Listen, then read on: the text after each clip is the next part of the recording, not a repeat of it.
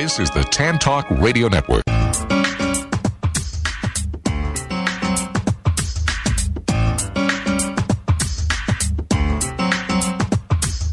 Time now for the nationally syndicated radio show, The World of Laurie Zoock. And now, here she is, the smart, the sexy, the savvy, divine Miss C. And welcome to the show. Now, today I have a very interesting show for you. I want to talk about senior citizen abuse because it's something that happens a lot, but people don't do anything about it. So it's not a pleasant topic, but it's one that you should know about. If you think you may know someone that's being abused, please listen to the show. Today I have with me Mike Mahoney. He's from the Florida Department of Children and Families Adult Protective Services Division. I want to welcome you to the show, Mike, and please tell us about your background and your division. Will do, Laurie. Thanks so much for having me on the show. It's a long title, isn't it? It is. Yes. The Adult Protective Services Division is something that's right up your alley if you want to talk about this topic. Before I talk about exactly what we do, I'll tell you a little bit about myself. I've been with the state of Florida with the Department of Children and Families, DCF, for 17 years. And there are times where I wake up and I feel like one of our clients. I don't know what happened. I don't know why I'm here. Okay. How did that time go by? I started out as a child protective investigator back in late 1999. And then I worked in our client relations office where we handle some of the concerns from the community. And then I ended up in a very unique position where I handled human trafficking issues and missing children. The state of Florida, we protect, part of our job is to protect adults. Part of our job is to protect children. We get involved in a lot of protection types of things. And then in 2011, I ended up in Adult Protective Services as an Adult Protective Investigator. Now I'm what they call the Human Services Program Specialist. I handle a variety of different things. I do a lot of community events, and I help field train investigators. But before that, I was an investigator for 4 years. It was one of the most important changes in my life based on my personal experiences. My own father he was kind of famous in the community. He was the spokesman for Tampa Electric Company, and he ended up getting a rare form of dementia called Pick's disease, and he ended up dying at the age of 52. Well, when I became an adult protective investigator, I ended up interacting with adults like him who have suffered perhaps a cognitive impairment, or they have family members that are trying to take care of them, and finding it difficult to do that. So it was almost like a light bulb went off that, this is where I should have been all of this time with DCF. Perhaps when my mother was struggling with my father, I could have provided her more assistance. I would have had more knowledge about it. What we do in Adult Protective Services is protect the vulnerable adults in our community. That's something that we're going to talk about, I think, in more detail. But there's a statutory definition about what a vulnerable adult is. But our job is to protect vulnerable adults from abuse, neglect, exploitation, and even self-neglect, which we can actually tie into senior abuse, and we can tie all those together. It's all technically abuse. Okay, all right. I mean, it's I think a difficult topic. And how do you handle that every day? Because, you must feel good because you've helped people, but do you feel like you've been hit by a truck in a way because there's so much stuff coming in? You're going, I'd be sitting there going, how can people do this to other people? I mean, I'm with a dog rescue, and I go, how can people do this to animals? But you're dealing with the human context of it. Mm-hmm. What's that like? Well, it's. I wouldn't say that it's. When it's something that you do for a living, it's like any profession where when you do something for a living, it reduces the impact to you emotionally. I guess you think it might anyway. Who knows how it really affects you over time and what it does to your psyche. But for me personally, 17 years with the Department of Children and Families, it becomes a mission. It becomes your focus. It doesn't become something that you sit around and get upset about. You don't get upset about it. You don't think about it. You think about what your job is and what you have to do. Gotcha. Okay, now we're specifically talking about seniors today, and actually I recently just did a show, as a side note, on human trafficking, another difficult topic. Hard to believe it happens even in the United States today. But let's talk about the term abuse in that context, and also discuss the law regarding abuse. The Department of Children and Families operates, in terms of the adult services side, we operate under Chapter 415 of the Florida statutes. So everything that we do, we do in accordance with that law, with the laws of Chapter 415, and we have our own operating procedures. So what the most important aspects to think about what abuse is to us when we investigate abuse is that it has to be a willful act or a threat of harm, and it has to be by a certain kind of person. One thing that the community doesn't really understand when it comes to adult protective services investigations is you have to have a certain degree of relationship to the individual. Not only does the individual have to be a vulnerable adult, the alleged perpetrator has to have a specific kind of relationship. It has to be a relative, a caregiver, or a household member. And the statute defines it as a willful or threatened act by a relative, caregiver, or household member which is likely to cause significant impairment to the vulnerable adult's physical, mental, or emotional health. What are we talking about? We're talking about things like bruises. We're talking about bone fractures. We're talking about marks on the body that may be suspicious. We will see sometimes marks around the wrists or the ankles from perhaps the vulnerable adult is being tied up. That can also tie into confinement and bizarre punishments. We investigate all those different types of things. We look at what is the dynamic between the vulnerable adult and this alleged perpetrator. Do they have a good relationship? Are they comfortable? Or is there some fear that we're detecting from the vulnerable adult, which we call the victim in our it's the alleged victim or victim in our investigations. We always interview the victims alone. We never interview them with the alleged perpetrator. We give them every opportunity to tell us what's happening to try to keep them safe. Right, because they'd be too nervous with the person in the room. If it's the abuser, they're not going to say anything. Right. Does the law also cover people who are, say, like in assisted living homes? Absolutely. Okay. The department investigates allegations in homes, nursing homes, assisted living facilities, group homes, probably something else, hospitals. We routinely visit the psychiatric units in the hospitals. Yeah. That's gotta be hard. Do you keep statistics on, like, for example, if a particular assisted living home, you start getting a lot of complaints from people? Like, do you kind of know, like, who the troublemakers are, so to speak, when it comes to certain places? Well, we actually work in close partnership with other agencies. We have a sister agency, the Agency for Healthcare Administration, which you'll hear people refer to them as ACA. ACA actually licenses the facilities. So if we, one of our protocols is to, once the investigation is completed, we always send the final report, actually, and the initial allegations. We send them something in the beginning and at the end, basically, to let them know what we found about the facility. ACA handles their license. DCF doesn't license these facilities. Okay. Our goal is basically the alleged victim and what has happened to them. So you may have, let's say, a nursing home with 100 residents. We do assess the environment, and we want to make, if anything else we might see, we definitely address. But we're there about the victim in our allegation, and we want to make sure that individual is safe. But we absolutely will share that with the Agency for Healthcare Administration, who I know compiles.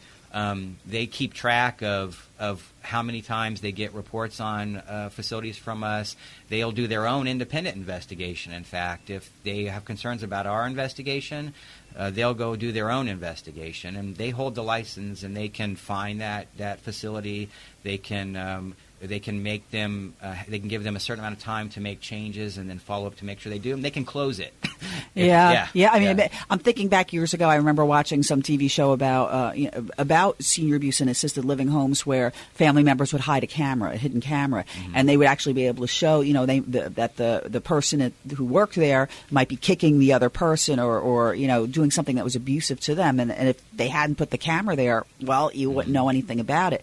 And so, if someone has dementia, I would wonder, how do you know if that person is telling the truth or if they're just imagining it, as sad as that is to say, because I'm sure that's part of your job, is to dig through and figure out what is actually happening to this person. Absolutely. We actually assess three primary things when we do an investigation. The first thing we assess is if the alleged victim, the vulnerable adult, if they have the capacity to consent. If they don't have the capacity to consent, obviously, there's a concern about any information we get from them. How reliable is it? And that's not to say that, somebody with dementia doesn't have capacity to consent. There's a misnomer that somebody has dementia and they lack competency. That's not the case. There's different stages of dementia. So if they're early if they're early in that, or even moderately into the stages, they may still have that capacity to consent. So we do assess their capacity to consent. We interview any sources that might be of use. We obviously interview the alleged perpetrator if known.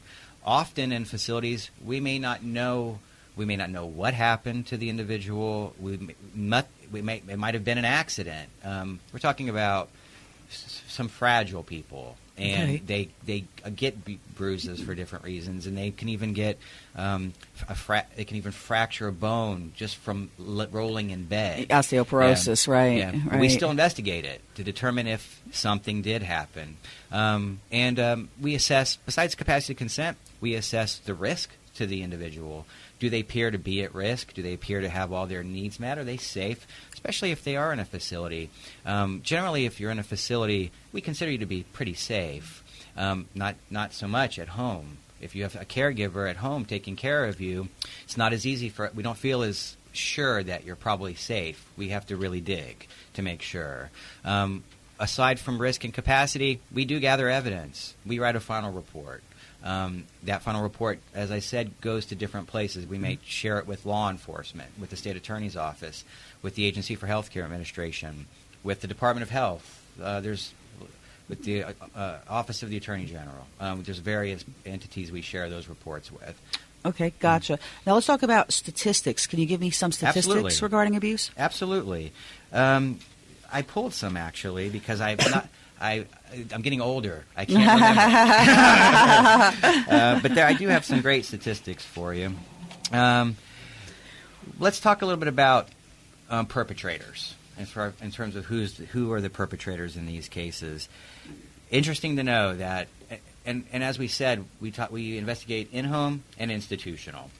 About 80% of our institutional cases are a facility case, hospital, an ALF or a nursing home usually.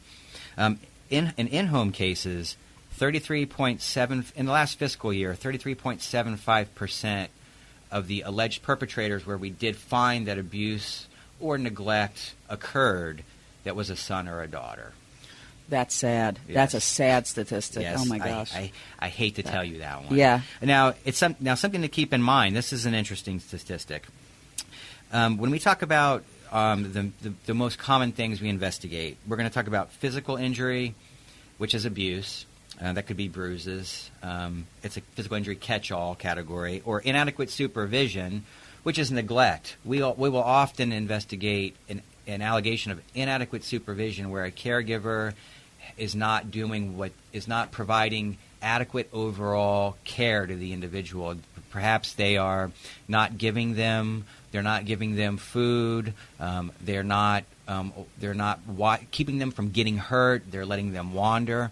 We're going to talk about inadequate supervision. We're going to talk about exploitation. We're going to talk about self-neglect. We're going to talk about those four things, because it's a kind of a shocking statistic to hear. 33.75% of the time where there's abuse, a third of every 3 cases, a son or a daughter is doing this to their. Who's in those cases? Who's reporting it? I mean, is it the person themselves that's calling and saying, my son or daughter, they're not taking care of me. I'm living in this house, or is it usually somebody outside who's observing it and is questioning, something's wrong? Well, we'll talk about calling that hotline and reporter anonymity. So just in general, we'll talk about the kind of entities that call reports into our hotline. We can get calls from providers that go into the home to provide home health. Often, if there's a caregiver taking care of the vulnerable adult, they will get some assistance from a home health agency. So you may have a home health employee that has concerns. You may have neighbors. We often will get calls from family members, other family members who have concerns about how their say in this kind of case, their sibling is taking care of their loved one. There's a variety. Anyone you can think of can call in a report, but generally ideally it's somebody who knows that it exists, because the one thing, we'll talk about another statistic in a minute about how many reports we get.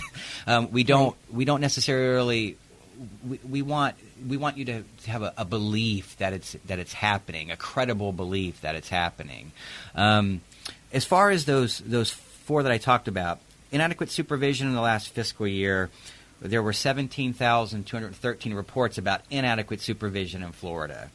Only 661 had findings, and these are in-home cases. We're talking just in-home cases.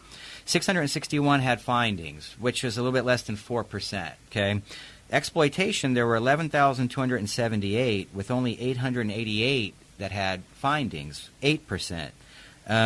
Physical injury, 5% of the cases of the almost 10,000 cases had findings.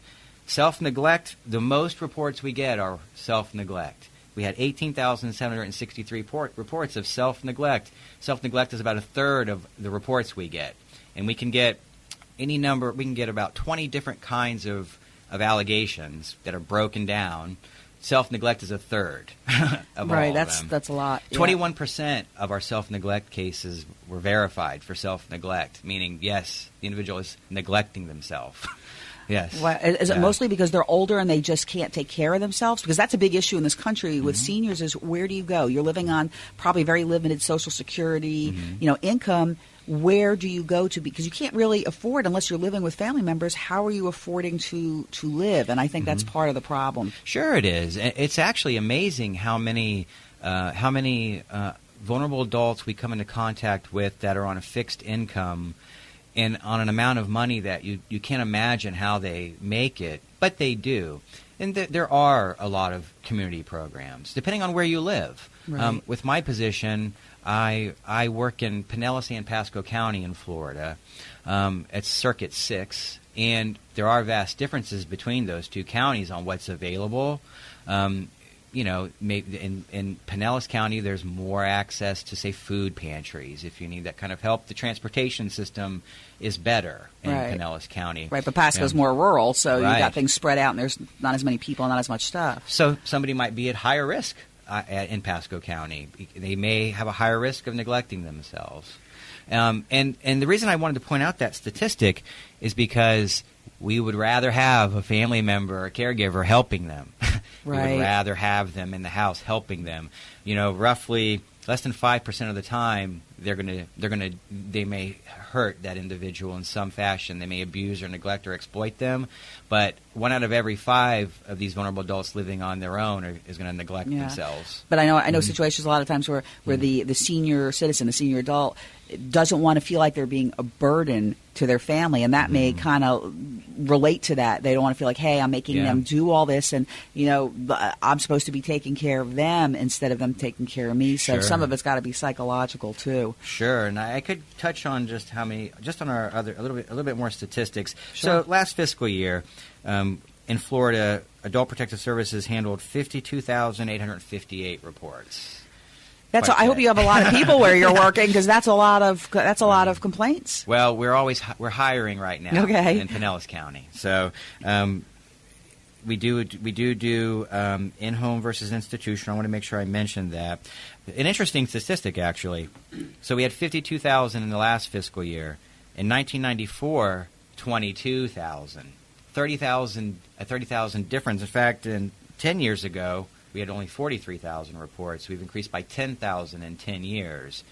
I think that's because of awareness. Well, and like right now, a show like yours, try to make people aware of what it is. Yes, so we thank you for that. It's a service because we can't help them if we don't know they exist and go see them. Well, right. Well, it makes me think that if you have 54,000 complaints, there's probably double that because you probably have a lot of people who it's never even found or no one's tried to help them or complain about a situation. There's a lot of unknowns is what I'm trying to say. Sure. One final statistic that's exactly what you're talking about. There's estimates that there's as many as 5 million elders abused each year. And it's something we'll talk about the vulnerable adult perhaps next.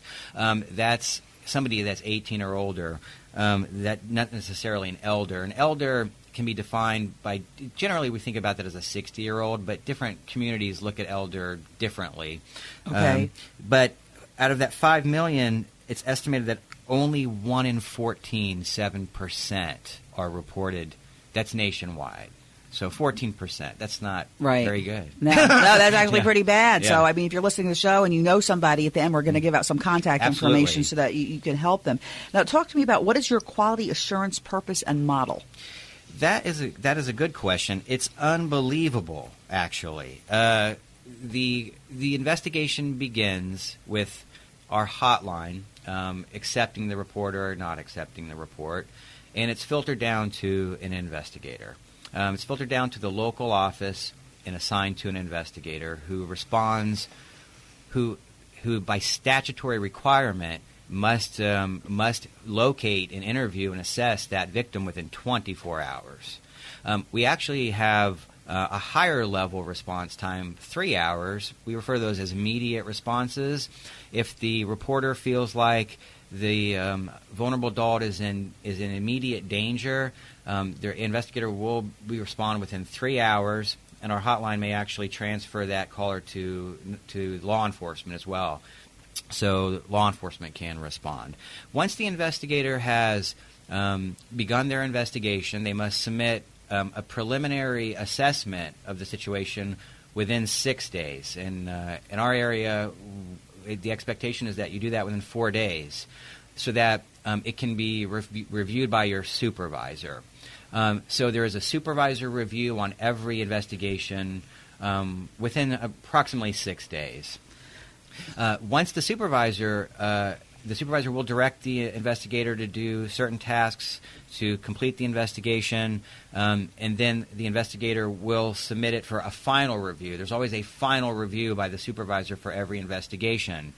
We have a higher level review that can also take place.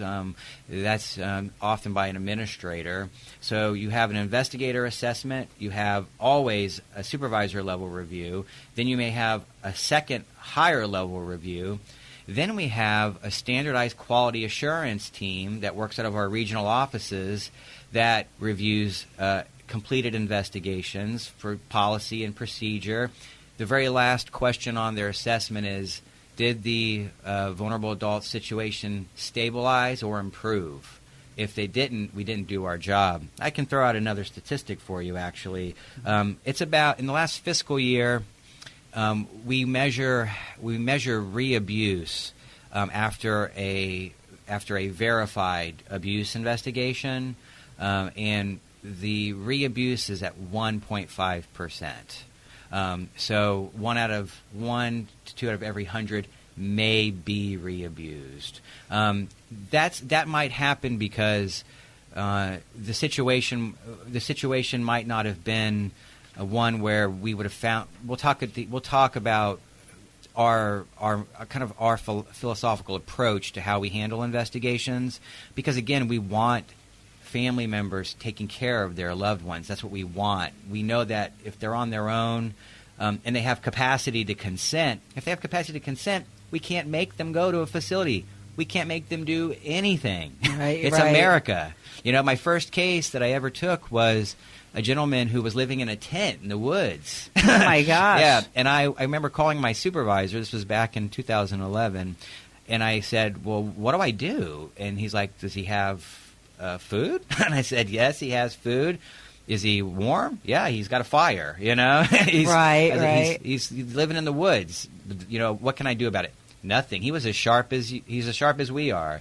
He can do whatever he wants. It's America. So if somebody is in a situation that's not so good, and they have capacity to consent, we will try to help them get to a safer situation if we feel that it's risky or if it's dangerous, but we can't make them go. Perhaps that is when there's re-abuse down the road. About 1%, 1 to 2% of the time. Tough situations, yeah. Well, what I want to do, stay with me, because we're going to go to a commercial break, and we'll be back in a moment. Thank you.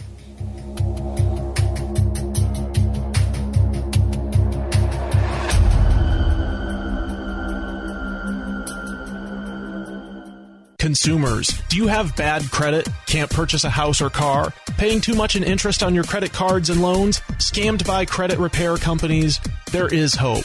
You can get back on track and do it the right way. Call Credit Education Consultants today at 813-500-6064. That's 813-500-6064. Or go to crediteducationconsultants.com now and get the help you need. Don't delay. Call today. Mortgage reps and realtor inquiries are also welcomed.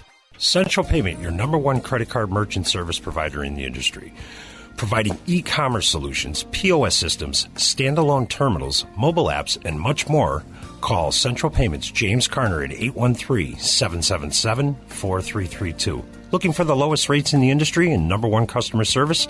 Call Central Payments James Carner at 813-777-4332. That's James Carner, 813-777-4332.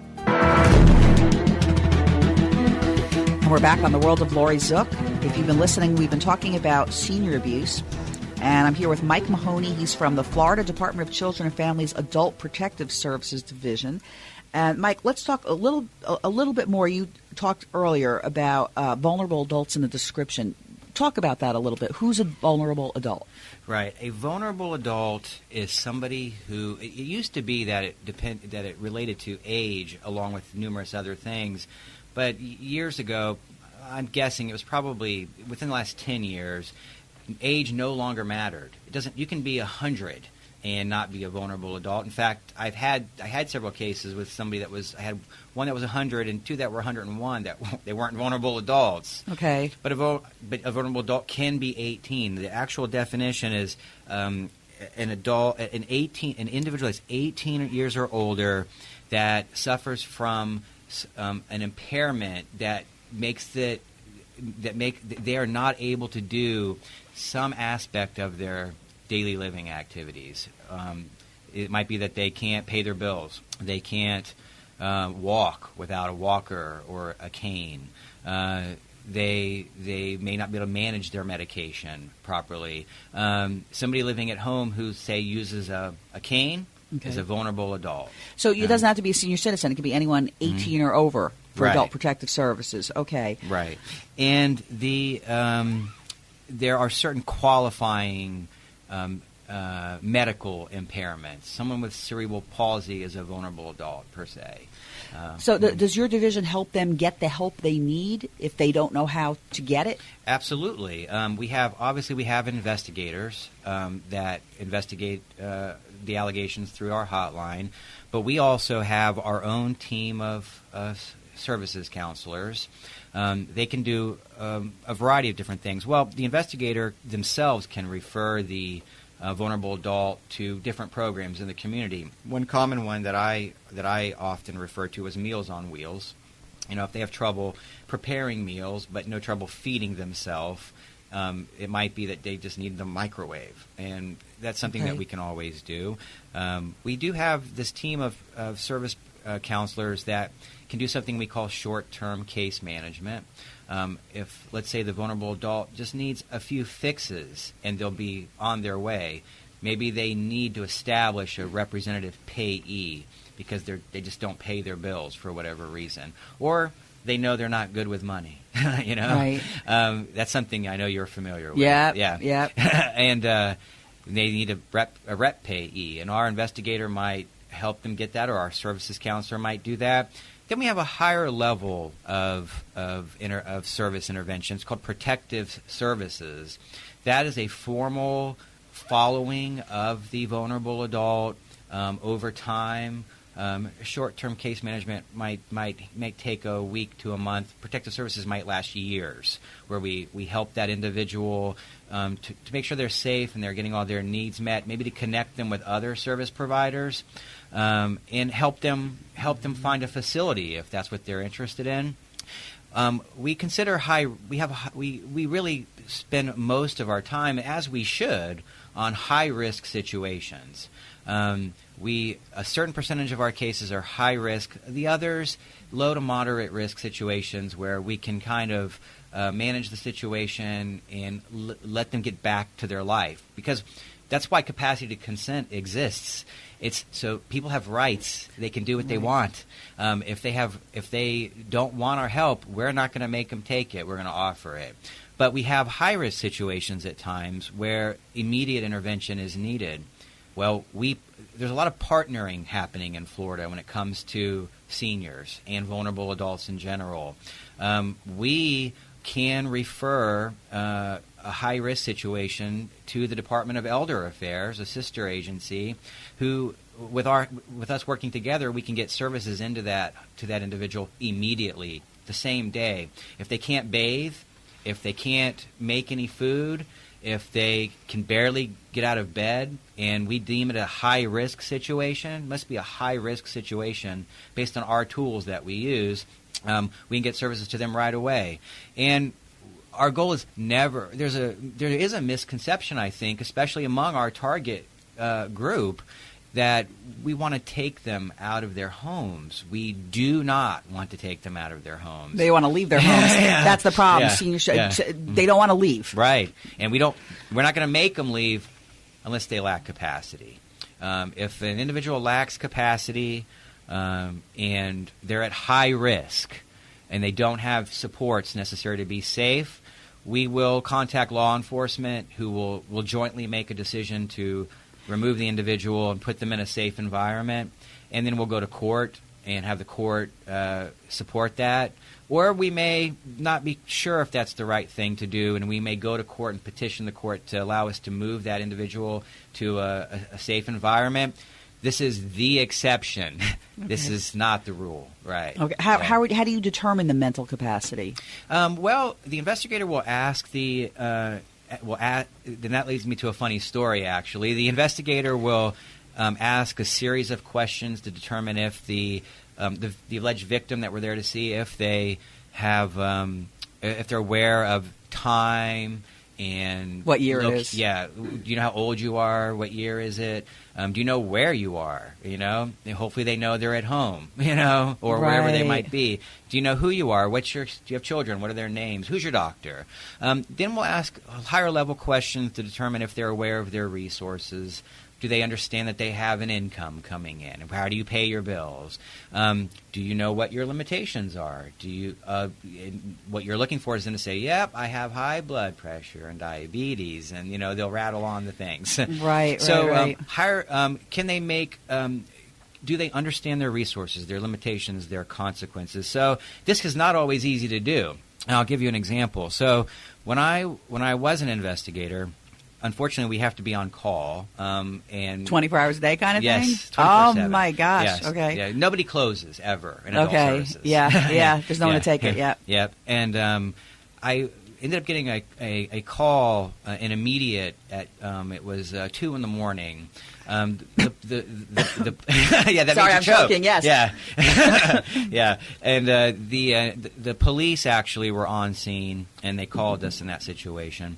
And they were concerned about this elderly woman who they said was confused. They just said something's wrong. She's confused. Everything looks fine here, but she's confused.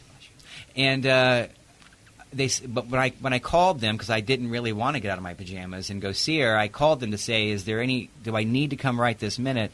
They said, no, we actually found a neighbor. Between the call to the hotline and my call to them, they found a neighbor who knows her to come stay with her. I said, I'll be there first thing in the morning. I got there around 7 in the morning. So I show up there, and the neighbor is there, and she says, I'm going to go home for a few minutes, take a shower and change while you talk to her. So I look at this lady. Her environment, she's got a beautiful house. It's very clean. And she presents very well. She's very nice. When the neighbor left, she was just finishing getting dressed, and she came out into the living room. She's not quite finished yet dressing, and she says to me, "Why don't you have a seat? But in here, in this room," she says, "have a seat." And I said, "Okay, I will." And I asked her a couple questions, and she answered them fine. So she finishes what she's doing, and I don't listen to her. I decide to walk around and look around. That's part of my job, right? So I go sit on this couch in the room next to the room I was in, and there's a cat sleeping there. Okay. So I go to pet it, and I jump out of my shoes. Oh, one thing that I forgot was how she told me to watch out because her dog gets nervous and poops. So so I go sit on this couch, and I go to pet this cat, and it's dead. Okay. Oh my God. It's like frozen right on the couch.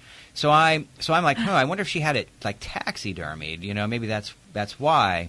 And but I'm so freaked out by it that I jump off the couch and go to where she told me to go, and I step and poop. Oh no! So I'm in the kitchen tracking it on her tile of her beautiful house, and she comes out and she's basically like, "What did you do? Oh no!" She's such a sweetheart. She helps me go outside and clean off my shoes and everything, and I'm tired, mind you, because it was a late night, right? Didn't get good sleep.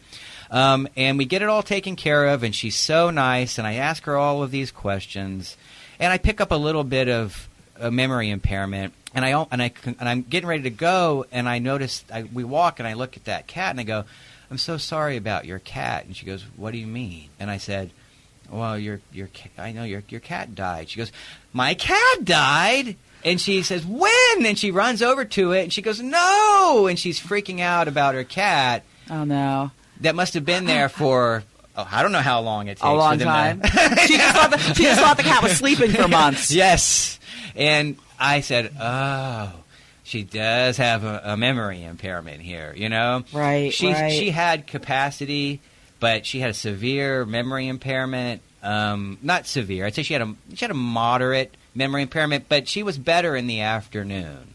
And I like to tell that story, especially when I'm training. I'm laughing because I'm better in the afternoon too. Yeah. Me too. Yeah. Me too. I don't know why you made me come here in the morning.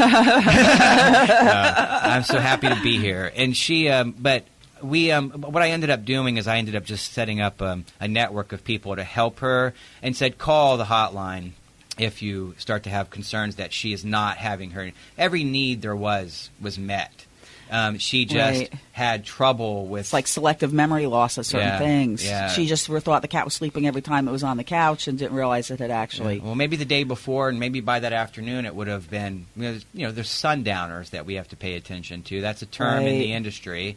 People who suffer from dementia tend to be better at certain times of the day, but sundowners is a misnomer. It might be sun-upper, Yeah. So people are different, It depends on when you catch them. Yeah, exactly. And what about self-neglect and adults that have disabilities? Mm-hmm. Well, self-neglect, these are people who they don't bathe. They may not bathe. They may not be eating. They may have trouble ambulating. All the different things that we do every day, they may not do. Now, why don't they do it? Do they do it because they can't, or do they do it because they don't want to?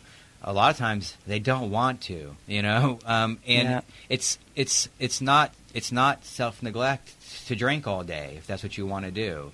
But are you not taking care of your daily living activities, or paying your bills, or taking your medicine because of it? Then we consider it self-neglect. It's not self-neglect just to say be an alcoholic, perhaps, or to, any variety of things that you can do. With self-neglect, we, if they have capacity to consent and they want help, we'll get them help. They may have to go on a waiting list if it's not a high-risk situation. Perhaps we will ask them if they want to go to an assisted living facility. We will help locate one for them, and the assisted living facility will come pick them up and bring a van and take their stuff. Not everything. Usually, yeah. Sometimes they can even go with their pets. There's plenty. That's why a lot of people. I'd be one of those people. Yeah. That I wouldn't want to leave without my pet. Yes. You know, that would be a big thing. Yes. So, what kind of allegations? You were talking a little bit earlier, but what kind of allegations do you investigate? We investigate. Say with abuse, we investigate physical abuse, which is like burns and bone fractures, cuts. We investigate sexual abuse. Oh my gosh. Always in conjunction with law enforcement. Law enforcement will conduct their own criminal investigation while we do our social service investigation. Law enforcement is in charge of arresting people. We're in charge of making sure they're safe. Sexual abuse, there's different kinds of sexual abuse. We do that. That tends to be a report that we get in a facility, unfortunately. That's sad. Not that this is a common report, but we do we investigate deaths. We'll get a call to our hotline that somebody died, and there was a concern that it was due to abuse or neglect, not just natural causes. We do have where we have a nurse on staff. She can assist us with records review, so that we can work towards determine findings from a medical point of view. She can also go out and help us assess capacity if we're not quite sure. We investigate various kinds of neglect. Inadequate supervision, as I talked about, is the number one that we investigate. We investigate medical neglect, environmental neglect, such as conditions that are hazardous. There was, hoarding is everybody knows what hoarding is now, thanks to cable TV, right? Yep. And hoarding. I would rather actually go into a house that's full of stuff, like one that I went to where I opened the front door. She said, "Go ahead and go in if you want." And I opened the front door. She was coming home with a truck full of more stuff. Oh, no. Her yard was covered with stuff, and I said, "I need to see the inside of the house." She said, "Feel free. The door's open." I open it, and it's like a practical joke. It's like somebody opened the roof and stuffed it as full as they could, so there was not a crevice. Yeah, anything clear? Yeah, yeah. Oh gosh, it's like, what are they going to do with all that stuff? Yeah. But they feel like they need it. Yeah. And I find people that grow up like during the Depression, I think, who Yes. had nothing, Yeah. tend to be the ones that hoard. Yeah, absolutely. We see it in a certain kind of population. I mean, that was like it's like that on TV when somebody opens a door and it's got a concrete wall. That's what it was like, but with stuff. And I've had instances where I've had to leave a residence, and on one occasion I had to get in the car. Before I got in the car, I was getting bugs off of me the whole time I was there. They were jumping on me. And when I went outside, I knew that if I brought a bug home, I was going to be in big trouble. Right. And so I essentially undressed in my car. Yeah. Oh, my gosh. It would have been gosh. awful if the police came by while I was doing that. Yeah, you got to leave an extra change of clothes in your Yeah. car at that point. Yeah. Oh my gosh. And I did it just to shake them off, Right, So, right. yeah. That's scary. Yeah. Now, define exploitation in the context of senior abuse. Yes, exploitation, and I made a joke about this before. We got this monster long definition in our statutes about exploitation, but it's essentially using threats or intimidation to deprive the vulnerable adult of their property or assets. And when we look at exploitation, there's two ways that an alleged perpetrator can do that. They can do it because they stand in a position of trust and confidence. This is like a power of attorney. Often that's a family member. The power of attorney can abuse their authority and deprive the vulnerable adult of assets by basically using the vulnerable adult's money for themselves. Right. You hear a lot Yeah. of stories. That's Yeah. very, very, very sad. And then the other side of it is somebody who doesn't stand in a position of trust and confidence, but knows while they're dealing with the vulnerable adult that they lack capacity. You may not be a power of attorney. You may not even know someone, but if you know that they lack the ability to make decisions, and you still do business with them in the community, you could be exploiting that individual. And our approach to it is similar to law enforcement's approach to it. Okay. And the perpetrators you talked a little bit about, it's usually somebody that they know. Mm-hmm. And you get notified when someone makes a call to your hotline pretty much. That's how Right. you guys get notified on it. Right. What's the process once you get a phone call? So like when they call into the hotline, well, first, it's important to know what you do to call into the hotline, because they screen out calls. So you have to be prepared when you call the hotline.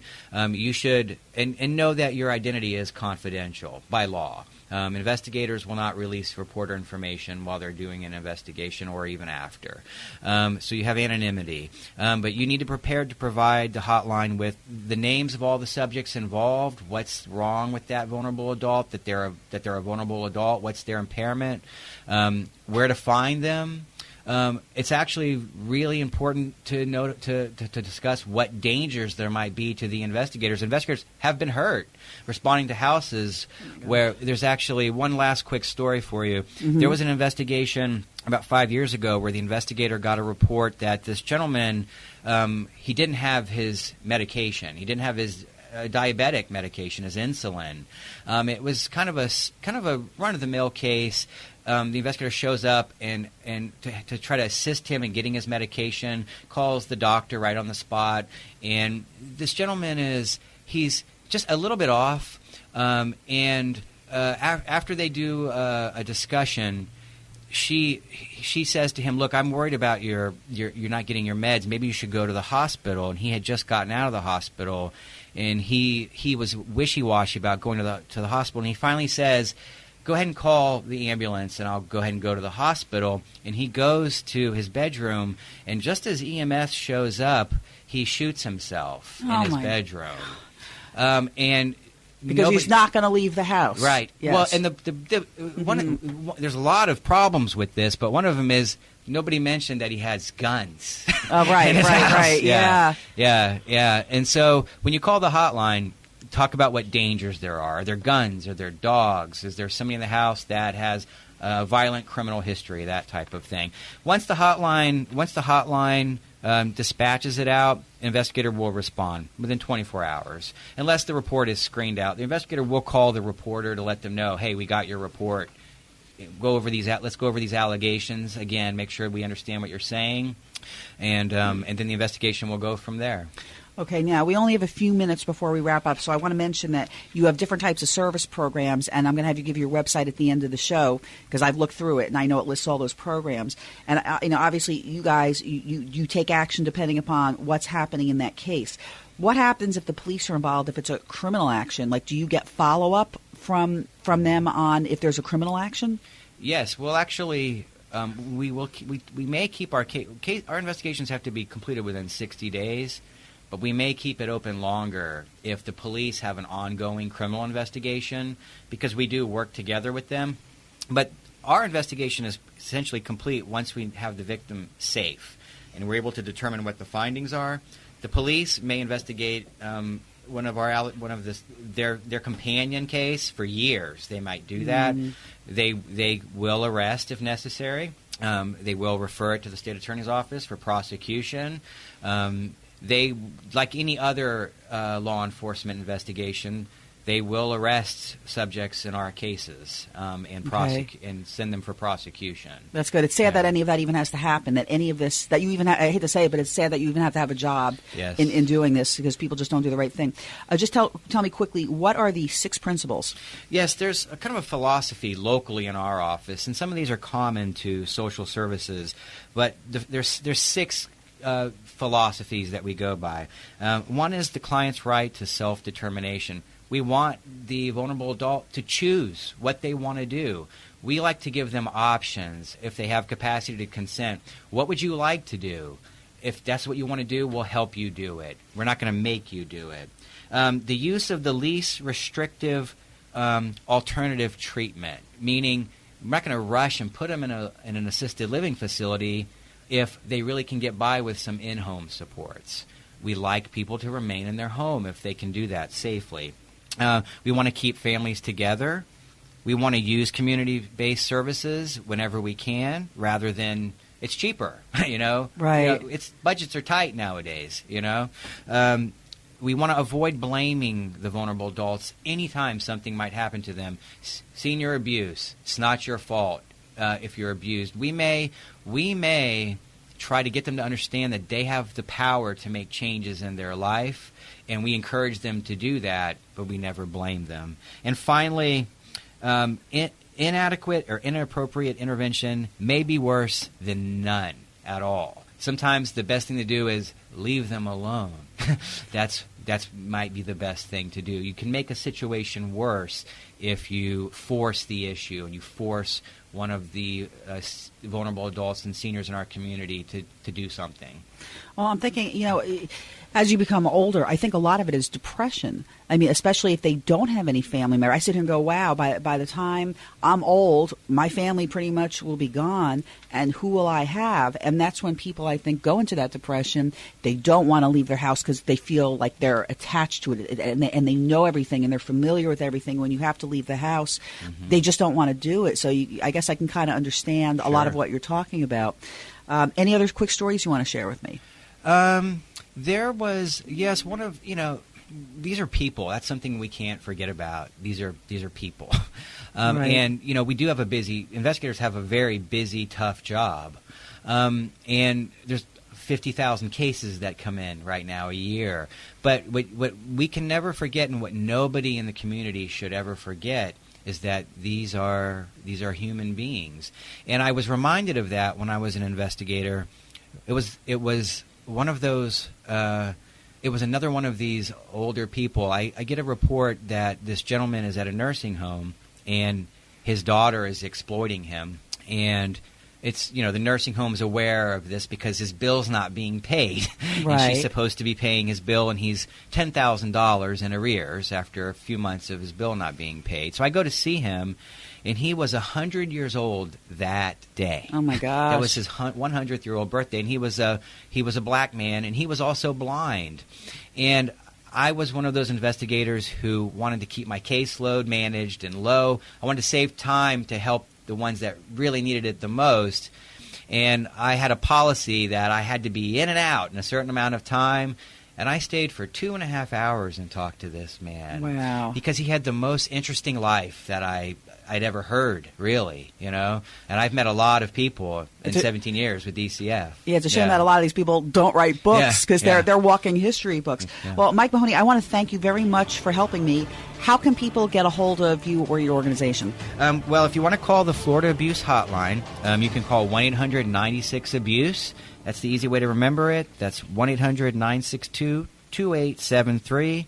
You can also fax in your report if you want, 1-800-914-0004. And we're modern. You can go online and make a report at www.reportabuse.dcf.state.fl.us. And if somebody wants to email me, I'm at michael.mahoney@myflfamilies.com. Terrific. Thanks so much for joining me today, Mike. Thanks for Thank joining you. us. Yep, you're very welcome. And join us next week on The World of Laurie Zoock.